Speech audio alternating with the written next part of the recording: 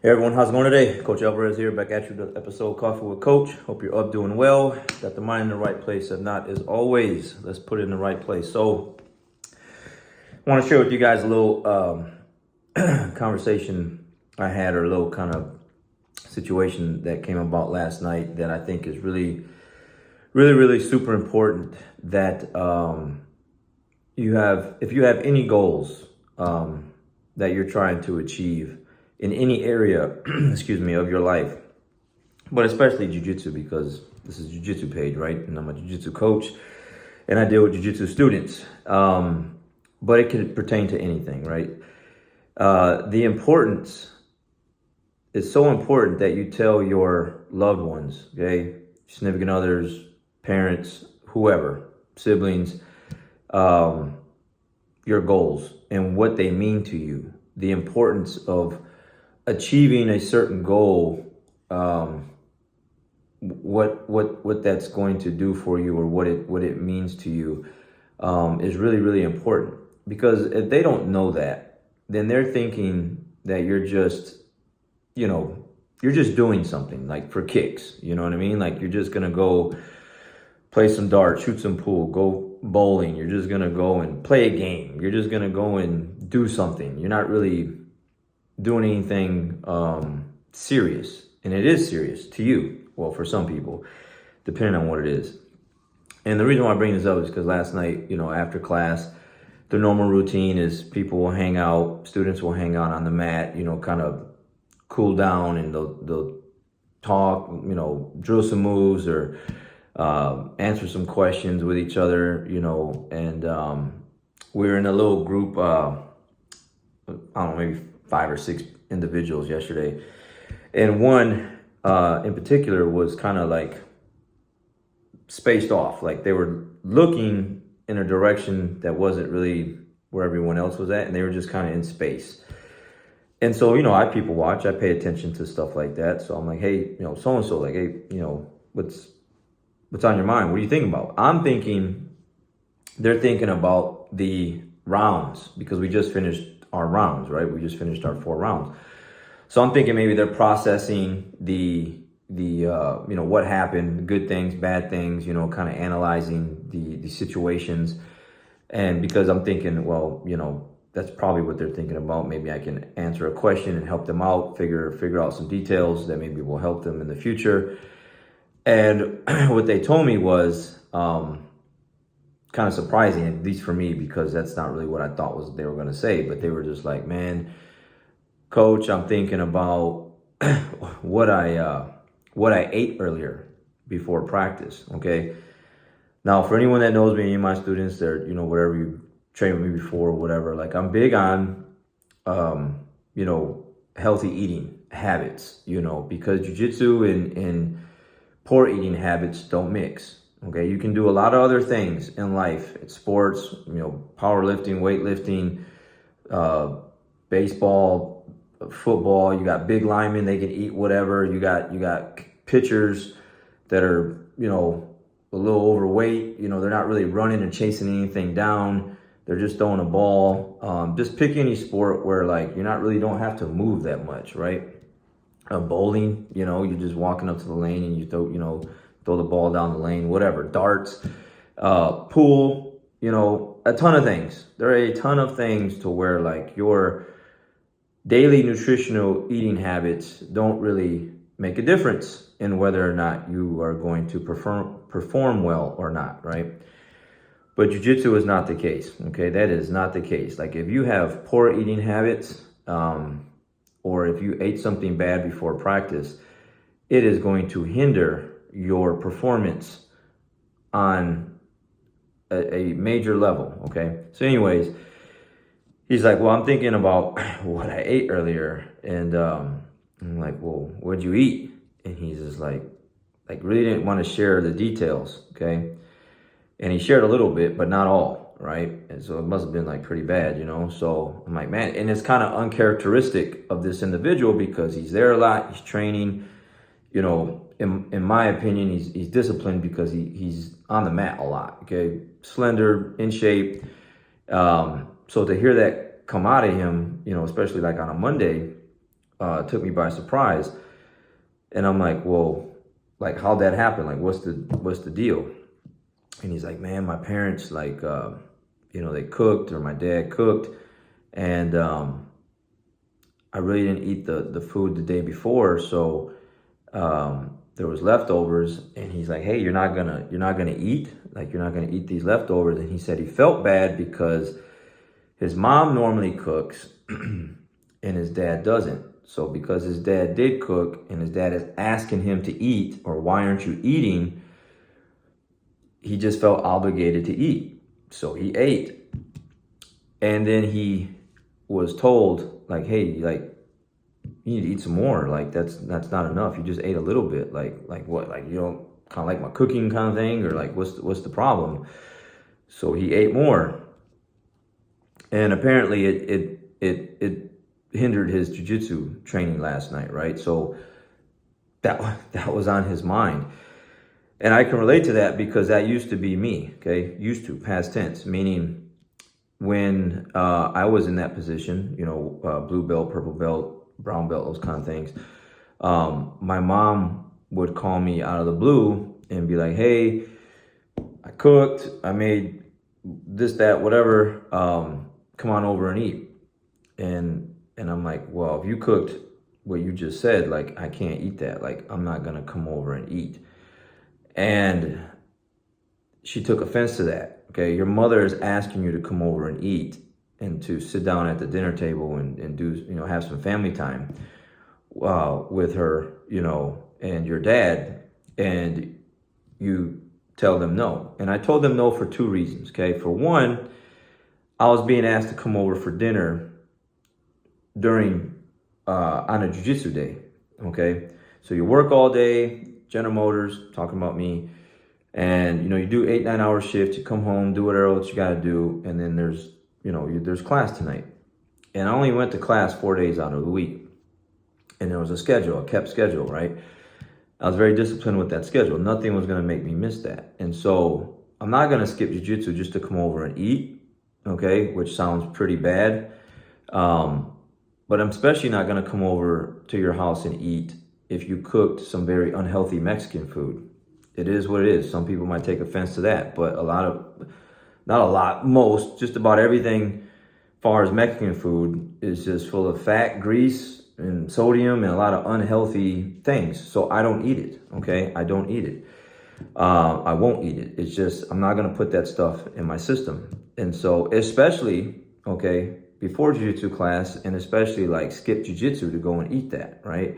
I care about my health. I care about my jiu-jitsu. I care about my goals. And I'm just not going to do it, even if my own mother asked me to come over and eat. So, of course, I was a bad person, right? I'm being talked about. I love jiu-jitsu more than my mom, than my family, this, that, whatever. I'm just a jerk, okay? I'm just a straight up jerk because I'm not going to come over when my mom invites me to come over and eat on a jiu-jitsu day, and on top of that, like some unhealthy foods. So I had to explain to my parents, like, and it took a while. It wasn't like overnight. Like, I didn't explain to it like one time and then like they got it, right? Like, it took a while. Like, hey, this thing is important to him and he takes it very serious. So I told my mom or my parents, like, look, if you want me to come over and eat, it has to be on a non-jiu-jitsu day, which was pretty easy, right? So I trained Monday, Wednesday, Thursday, and Saturday. So you have a Tuesday and a Friday, and actually Saturday evening, Sunday. So there's other days you can invite me over to come and eat. And if you do invite me to come over and eat, it has to be healthy. Like, something grilled, some vegetables in there, some salads, some sweet potatoes, there's a ton of things you can cook for me if you really want me to come over and eat. But it has to be healthy. I'm not going to eat fideo, like burritos, enchiladas, refried beans. Like, I'm just not going to eat that stuff, okay? Because it just doesn't do anything for my health, right? So later on down the road, my mom, she got the picture. And so when I would get phone calls or text messages, she'd actually send me pictures of the food. It'd be like grilled salmon, a nice, really green, good looking salad, some sweet potatoes, asparagus. Cool. Like I can work with that. Like I'll be there, I'll be there, right? Need me to bring anything over? I'll bring something over, like whatever, but I'll be there. Because of the change of the food that she was making, right? Because I understand and know that what that food does to me on the inside, but also like I want to be able to train. And you can't train jiu-jitsu as good as you want to train jiu-jitsu with burgers, fries, all Cokes, different types of sodas, candy, fried fatty foods, high sodium foods. It's just not going to work. And I'll give you, I can, that's what I was telling the guys last night. I can give you examples all day, but I'll give you a few. So there's a new student. He just started recently, maybe a couple months in. And it was like a week or two ago. And he disappeared for the last 2 rounds, right? And after class, he's like, man, coach, I'm sorry. I disappeared on those last 2 rounds. I didn't feel good. And I'm like, man. So he's in the bathroom, right? And I'm like, you all right? Like, you sick or something? And he's like, no, I'm like, well, what'd you eat? And he's like, man, coach, I was hungry, so I ate a burrito. Maybe burritos, but for sure one, right? Before class. And I'm just like, man, dude, like, so he can't even do training. He can't even finish his workout for something that he paid for, that he's paying for, because he ate something like a burrito, is in the bathroom doing whatever with it, right? And so there you go, okay? Have another student. He would stop at Whataburger, and he loved patty melts. And when you get into these dog fights, these heated exchanges, it's a very aggressive martial art. Someone's on top of you trying to impose their will, choke you. And you're trying to fight this person off you, right? And now this patty melt and this cheese and this grease and these fries and this Cokes or whatever is in your system. It's got to come out one way or the other, right? And so this individual would like run off the mat more than one time. I can think at least 3 times that he's done that, okay? One time he made it into the bathroom just in time to throw up, okay? Everywhere, all the toilet, everywhere, like just a mess, right? Another time, he didn't even make it to the toilet. Like as soon as he opened the bathroom door, he like threw up, and I don't know where he was going, but there was a trail of throw up all the way from like the front of the locker room all the way to the back of the locker room. He ended up throwing up on like some people's clothes, because some people like throw their jiu-jitsu bag or their clothes like on the floor. And he threw up on the clothes. Like imagine coming in after practice, like into the locker room, you're ready to change and go home, and someone threw up on your clothes. All because of what they ate, right? Not because they're sick, they got the flu, they got like some other virus going on. Like they just ate a patty melt before jiu-jitsu class, and then they throw it up on your clothes. That smell was in that locker room for at least 4 days. Fans on, trying to air it out, couldn't get it out. Like it was disgusting. It was gross. Like as soon as you walked in, you just felt sick, nauseous because of that smell. Like, right? It was so bad. And so, it makes a difference. Like there's just no way around it, okay? I even had a kid one time in my kids' class. It was pretty rare, right? But, parents don't feed their kids good foods. They say they love them and they care about them. They'll die for them. They'll give up an arm for them. They'll give up a leg, whatever. But then they'll just feed them the most crappiest foods. But then they say they love them. I don't get that, right? But anyways, there's this kid that threw up all over my mats. And I thought maybe the kid was sick. Maybe he came to class and he's got the flu, and the parents didn't really pay attention, and he's sick. No flu, no sick, no nothing. I asked the kid what he ate, and the grandmother brought him to class, and he said he had McDonald's Happy Meal, chicken nuggets. And so, poor kid, he's probably like 6 or 7, and he's crying and whatever, but he didn't run to the bathroom, he didn't go to the trash can, he just threw up on my jiu-jitsu mats. And all because his grandmother fed him McDonald's before jiu-jitsu class, okay?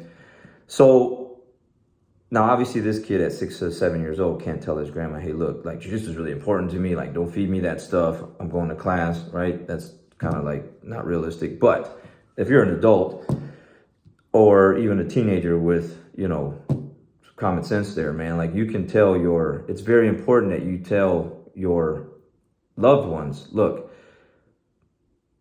I have a goal with this thing. Okay, I'm trying to be good at it. I want to get my money's worth out of it. I want to be able to finish class, right? Like it's not a cheap thing to pay for, and I want to be able to like do the workout. And I can't do the workout if you're asking me to eat what you're asking me to eat. You know, maybe after practice, I still don't recommend that, but whatever. But definitely not before practice. So pick any goal. It doesn't have to be jiu-jitsu. It's very, very important that you understand that you need to let people know what something means to you, because they should respect that. If they love you like they say they love you, and they care about you like they say they care about you, right? And they want you to do good like they say they want you to do good, and they want you to achieve your goals, you can do anything, like be successful, like, then they should respect the fact that, like, hey, you're trying to achieve something, and what they're getting ready to feed you, or let's go here, or let's go there, you know, instead of doing what you're supposed to do, they are taking you away from that goal. They are poisoning you before you go a chance to achieve that goal. You know, I don't know how many times like people say, man, like, you know, they just think it's a game. Like, oh, you're just going over there wrestling with some guys. Like you're gonna just, you know, let's go hang out. Let's go to the movies. Let's stay home and watch a movie. Why don't you spend time with me? Why don't you? Because here's the other thing. Once you start jiu-jitsu, if you got a significant other that you're with, you are spending time with them on these particular days. Now jiu-jitsu comes in, and no, you are no longer there, and they're at home by themselves, and they're bored. When you guys used to be doing something, whether it's laying on the couch watching TV or going somewhere, going out to eat, whatever, and now jiu-jitsu comes into play, it becomes a problem. And it will stay a problem if you don't explain to people, like, look, this is good for me.